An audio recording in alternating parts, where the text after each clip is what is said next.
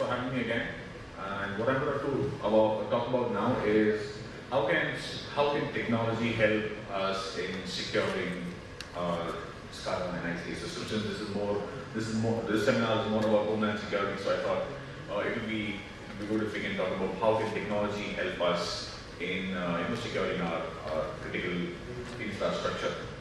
Just a quick background. I know I've been told that time is critical, so I'll try to keep it as short as possible.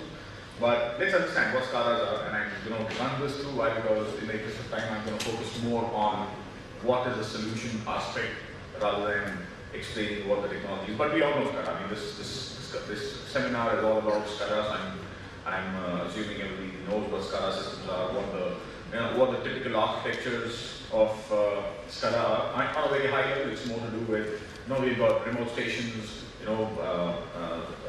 which connect to a control center via WAN, LAN, whatever different types of connectivity that we have. It could be local area, it could be wide area, it could be RF signals, depending on different types of things. Now, and there are multiple different types of protocols that we have. And the important aspect is, whether we like it or not, over a period of time, the advancement of technology, what has happened is, yes, previously, critical systems were supposed to be isolated. Yes, they're still, I'm sure, I was speaking to some of the dignitaries here, and yes, they would have liked it to be that way, that SCADA systems or any critical infrastructure should be completely independent or not in any way connected to any part of IT. But let's face it, whether we like it or not, yes, there are systems which are connected today, right? And that's the problem that we face, which means there are the protocols that we use, like for example, Modbus or DNP3 or all the different communication protocols that we talk about. They are all running on IT today. It's all running on TCP/IP, and that's where the precise issue comes in, right? So I'll just share some information.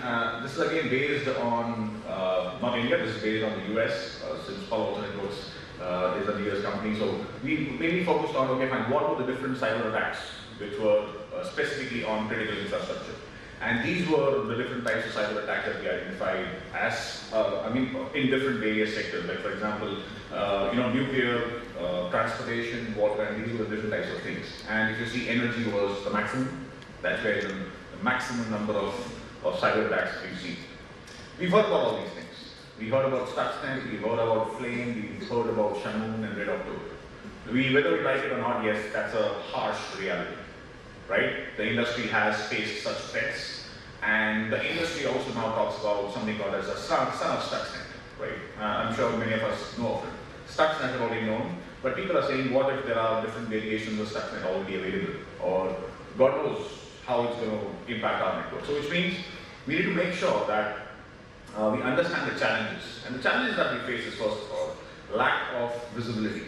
Lack of granular visibility in whatever security systems that we deploy. Do we have the right visibility of what types of things are actually running? Then comes in, how do I manage separation of zones? I mean, I've got different types of connectivities, I've got partners, I've got third-party systems. How do I maintain that logical separation? Right? And then increasing dependencies on applications, web applications or software as a service applications which are hosted. How do we manage all that? Plus, as Mr. Burman rightly mentioned, we've got unpatched systems today. How do we manage that? It's not easy to get downtimes. Why? Because it's going to impact a lot of users across. So it's not very easy to get access to downtime, or it's not very easy to have downtimes where we can patch our systems and things like those, which means we have to live with it. But if we have to live with it, what is the best way out? What is the most optimum way of making sure that these systems, even though they are patched, but can we take care of security in some way or the other? Like, that's another challenge.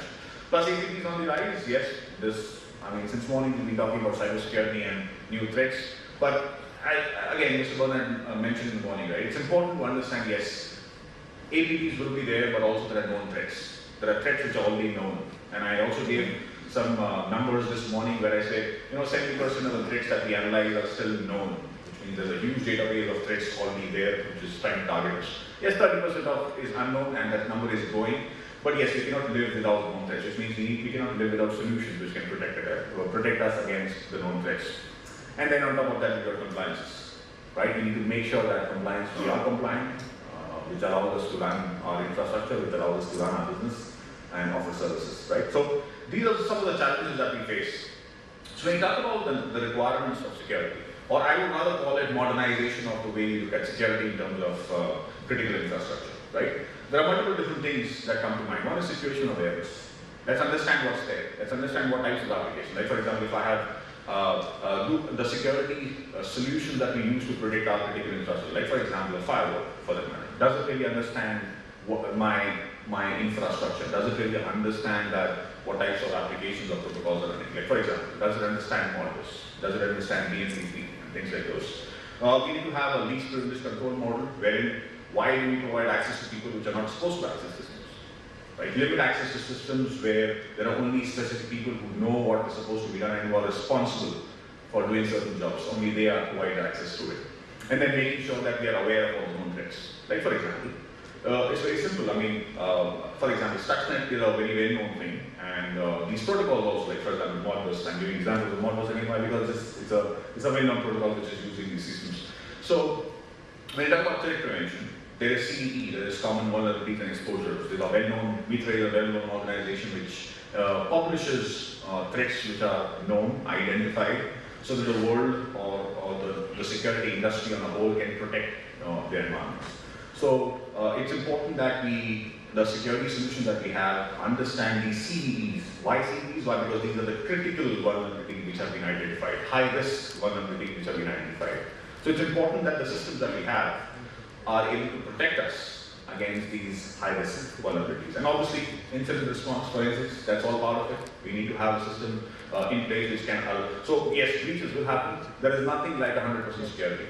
There is no environment which is 100% secure. There is always some percentage which will always be, and that's where, Mr. Palo was talking about residual risk.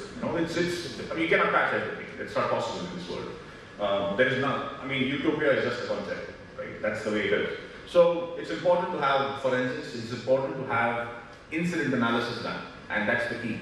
So that's where what I think is more important is having four simple strategies on how can we modernize our security as far as critical systems is concerned. First, apply segmentation and advanced traffic classification. That's the key. Well, segmentation is happening. I'm not saying segmentation does not happen today. We are doing segmentation, yes, wherein IT and OT networks are completely independent, yes, but there are conduits, and yes, conduits are defined where it's basically a handshake between IT and OT. That's what conduits are on a very high level. But it's important to understand that when you talk about these SCADA systems, right, there are different types of protocols, which means the security systems that we deploy need to understand it. And I was speaking to a gentleman just before this presentation, and he was telling me that yes, we have systems which are OTs, ITs. There is some common handshake between them, and you've got firewalls sitting in the middle of it. And I asked him, my simple question was, does the network security layer which we have really understand these applications? Let's face it, let's understand it. Whatever it is, be it IT or OT or whatever different types of networks that we have, the only things that we have running on our networks is applications. There is no traffic which is not an application today. Right? There is no traffic which does not belong to some of the other application, which means it could be IT infrastructure, which is where we have applications like SAP, or it could be OTs where we have applications of protocols like Modbus, VMP3, and all those IEC protocols, or ICCP as a protocol or application. So these systems are there, which means the security that we deploy needs to understand it. It's very simple. If somebody talks Chinese to me, it does not make any sense. Why? Because I don't understand it. I don't understand Chinese. Which means, can I really do or communicate or have some, have level of communication with that person? Okay. Same happens at the network security. The security is a layer which sits or intercepts your traffic, which means if that layer doesn't really understand your application, it's not going to work. And that's what we're doing. What we're doing is bringing that application intelligence on the network security layer, right? Be it your IT systems or be it your OT systems. That's the key thing. And then, these are just examples of the different, applications that we understand. IEC as an example, Modbus as an example. The second most important thing is, having that logical separation of roles. People who are supposed to access systems, they should be allowed access, others should not be. And when I say that, it's more to do with role-based access. It's more to do with, yes, authentication is one way of doing it. I completely agree where authentication plays an important role. But it's also to understand that security is all about if you're not supposed to come in, please don't come in. It's like that. If you're not supposed to come in, why are you trying to enter? Why are you trying to come in? So it's as simple as that, creating that logical separation, creating that intelligent separation rather than logical, which says intelligently understand, fine, you're not a user or you're not an app or whatever different type of traffic, you're not supposed to come in. Be it your data center, be it your remote stations, or be it your even remote access. I know remote access is not very, people are not very comfortable with remote access, specifically in OT environments, but yes, based on our interactions with critical infrastructure systems in the US and all, yes, there are critical systems which are managed remotely also, which means we can have proper levels of security, proper levels of segmentation, even for remote environment. And then yes, inter-control center traffic, obviously, which means we need to understand the threats within it, right? That's where we also focus. We as a company are focusing on specific threats which can come out of these protocols or applications. For example, there are known vulnerabilities, known CVEs against SCADA. There are known vulnerabilities against Modbus protocol. There are known vulnerabilities against ICP or DNP3. So all these are important, right? That's where we as a solution can protect. The third important thing, as I said, in continuation, that is threat prevention. And threat prevention means protecting against threats of all different types. Threats could be known and unknown, right? Now, let's understand this. OT is complex, or any cyber environment is very complex. It's just getting more and more complex, as Mr. Bergman rightly mentioned. It's just getting more complex, right? Which means, one important thing which I wanted to share was, I think we as an industry need to build intelligence. And why do I say so? And I'll give a very simple example. Any bad thing, anything which is bad or creates harm to someone else, or any of malicious nature, spreads very quickly. And I'll give you a very simple example. In the morning presentation, I mentioned that in the last 2 years, the number of new malwares that have been identified. It's important to create that intelligence. And that's what we've done. What we've done is we already have intelligence of all different types of threats which are there on these critical systems, right? Yeah. So that's where we integrate with CVE. We have direct integration with CVE or Mitra as an organization, which whatever new vulnerabilities which have been identified, we immediately patch them. We come up with patches to make sure that we're able to protect those environments. And it could be across all different protocols, right? We also use patching of systems. I don't want to name a specific vendor of what systems, but in the world, okay, there are legacy systems available. It could be an operating system or whatever it is, which are available today, which, as Mr. Bowman said, could not be patched or we cannot have downtimes just because of the criticality associated with the uptime of that system, right? So which means, how do we take care of that? That's where we as an organization have said, we've taken a stance saying, no, we cannot just have no security done for a system. Why? Because the OEM of that specific system has, probably end of life date or end of sale date or whatever it is. We still support those, unpatched systems, right? And we come up with measures for that. That's where we've got multiple different, threats, vulnerabilities identified, and mitigation techniques available for it. Again, the same window. I'm not going to talk about it in the interest of time.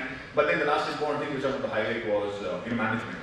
Again, management becomes very important, and it's important to make sure that we are centralized. Why centralized management?